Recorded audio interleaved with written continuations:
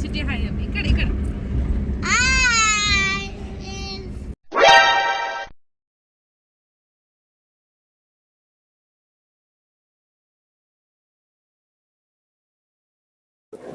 చిట్టి హాయ్ చెప్పు. హాయ్, నమస్తే అందరికీ. ఎలా ఉన్నారు? మేమైతే చాలా బాగున్నాము. ముందుగా మీ అందరికీ కార్తీక పౌర్ణమి శుభాకాంక్షలు. ఈరోజు మేము కార్తీక పౌర్ణమి సందర్భంగా ఒక గుడికి అయితే వెళ్తున్నాము. ఆ గుడి ఎక్కడ ఉంది, ఏ గుడి, ఇలాంటి ఎన్నో ఇంట్రెస్టింగ్ విషయాలు తెలుసుకోవాలనుకుంటున్నారా? అయితే స్టే ట్యూన్.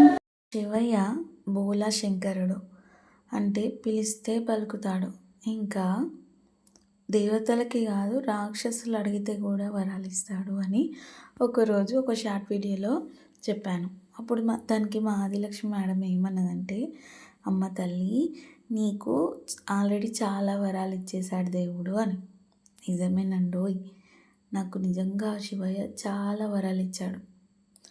అలా చెప్పుకుంటూ పోతే ఎన్నో ఉన్నాయి లిస్ట్లో. కానీ అన్నిటికంటే గొప్ప వరం ఏంటో మీ అందరికి చెప్పనా?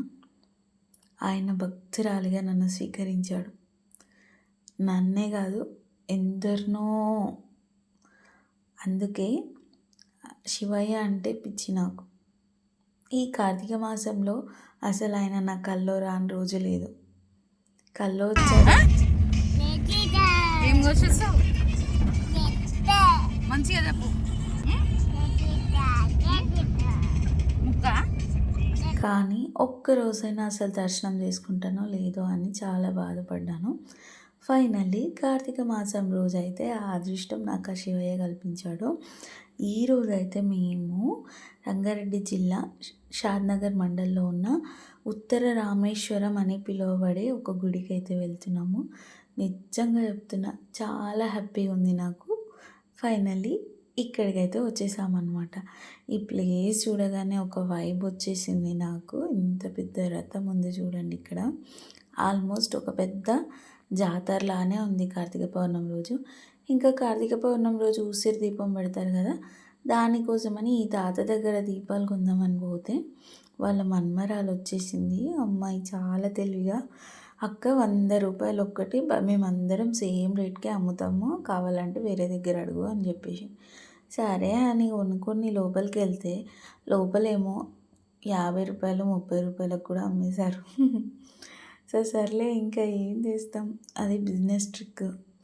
కానీ ఇలాంటివి జరిగినప్పుడు కొంచెం బాధ అనిపిస్తుంది కదా, కానీ అస్సలు బాధపడద్దు. ఎందుకంటే ఇక్కడ ఎవరికి ఎంత ఖర్చు పెట్టాలో, ఎవరికి ఎంత ఇవ్వాలని రాసి పెట్టుంటే అంత ఇచ్చేస్తాము. ఇంకా నెక్స్ట్ నేనైతే ఇక్కడ మంచిగా ఉసిరి దీపం పెడుతున్నాను. అవును, మీలో ఎంతమందికి తెలుసు అసలు ఉసిరి దీపం ఎందుకు పెడతారు కార్తీక మాసంలోనే?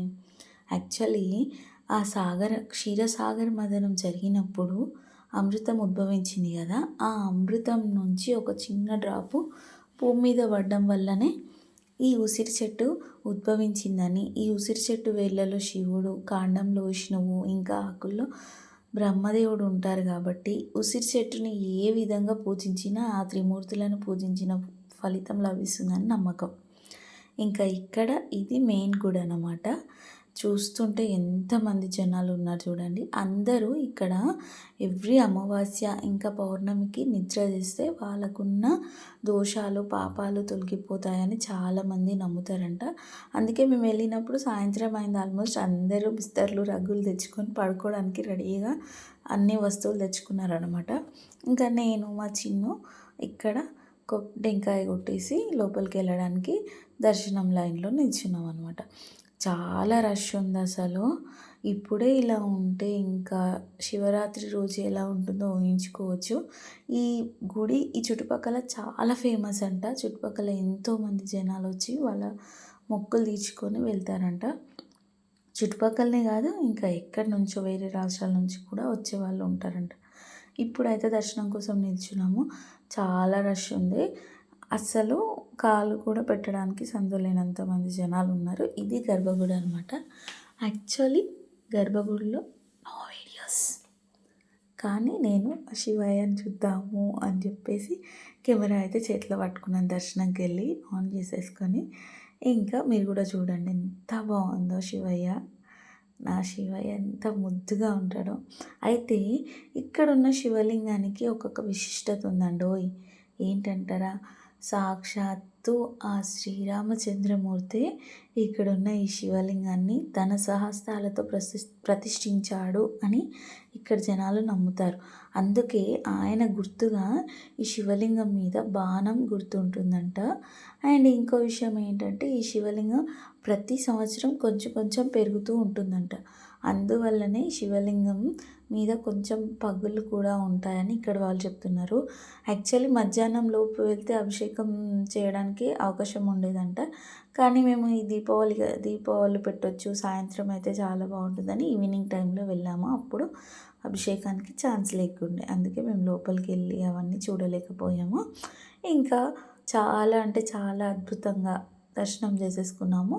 అండ్ మళ్ళీ లోపల కూడా కొన్ని దీపాలు వెలిగించడానికి ఇక్కడ మేము పూజ చేసుకొని మళ్ళీ దీపాలు కూడా వెలిగిస్తున్నాం అనమాట. బయటనేమో ఉసిరి దీపం, లోపల నార్మల్ దీపం. కార్తీక మాసంలో ఎంత ఎక్కువ దీపాలు పెడితే అంత పుణ్యం అన్నమాట. మీరు కూడా వీలైనంత వరకు ఎక్కడ పెట్టకపోయినా కనీసం ఇంట్లో అయినా దీపాలు పెట్టుకోవాలి. ఇక్కడ మా చిట్టి తల్లి ఎందుకు అలిగినట్టు అనిపిస్తుంది కదా, ఎందుకు మీకు చెప్పాలా? అయితే ఆ రోజు బతుకమ్మని చేసాం కదా, బతుకమ్మని పూజించి పక్కన 2 అగరబత్తీలు పెట్టుకున్నాము. ఆ అమ్మాయి ఏమో తెలియక వాటిని టచ్ చేసింది, అంతే సుర్రుమని కాలిపోయింది. ఇంక అప్పటి నుంచి అగరబత్తీలు మంటను చూస్తే చాలా భయపడుతుంది. ఇంకా ఈ భయాన్ని ఎట్లా తొలగాలో ఏమో నాకైతే అర్థం అవ్వట్లేదు. ఇంకా దర్శనం అయిపోయింది, పూజ కూడా అయిపోయింది. మా చిట్టి తల్లి ఒక చిన్న బొమ్మ కావాలని అడిగింది. దానికోసమని షాపింగ్ కోసమని వెళ్తున్నాము. ఇక్కడ ఒక నంది చూడండి, గుడి బయట ఎంత పెద్ద ఉందో, బోధి వృక్షం కింద. యాక్చువల్లీ నంది ఉన్న చోట ఖచ్చితంగా పాజిటివ్ వైబ్రేషన్స్ ఉంటాయి. ఈ చిట్టి బొమ్మ, పింక్ బొమ్మ చూడగానే కావాలని అడిగింది. కూతురు అడిగితే ఇంకా నాన్న ఇప్పియకుండా ఉంటాడా, ఆ బొమ్మ ఇప్పించేసింది. మరి ఈసారేమో జేజేబీ కావాలని పెట్టేసిండు. ఇంకా ఫైనల్లీ గుండం దగ్గరికి అయితే వచ్చేసాం.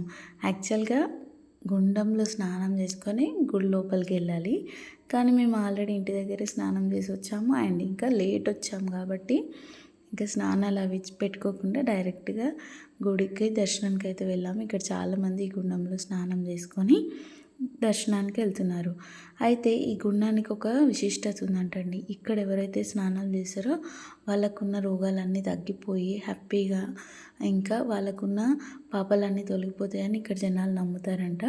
నేనైతే ఇక్కడ గంగదీపం వదిలేస్తున్నాను. ఇలా అయితే మా యొక్క ట్రిప్ సాగింది. చాలా హ్యాపీ అండ్ ఫుల్ ఎంజాయ్ చేసాము ఈ ట్రిప్లో. మీరు కనుక ఇక్కడికి వెళ్ళాలనుకుంటే చేవెళ్ళ నుంచి డైరెక్ట్ షాద్నగర్ బస్సెస్ ఉంటాయి. మళ్ళీ షాద్నగర్ నుంచి కూడా ఈ విలేజ్కి బస్ ఫెసిలిటీ ఉంటుంది. ఇంకా మహేశ్వరం నుంచి కూడా షాద్నగర్ బస్సులు ఉంటాయి. Thank you for watching. Please do subscribe.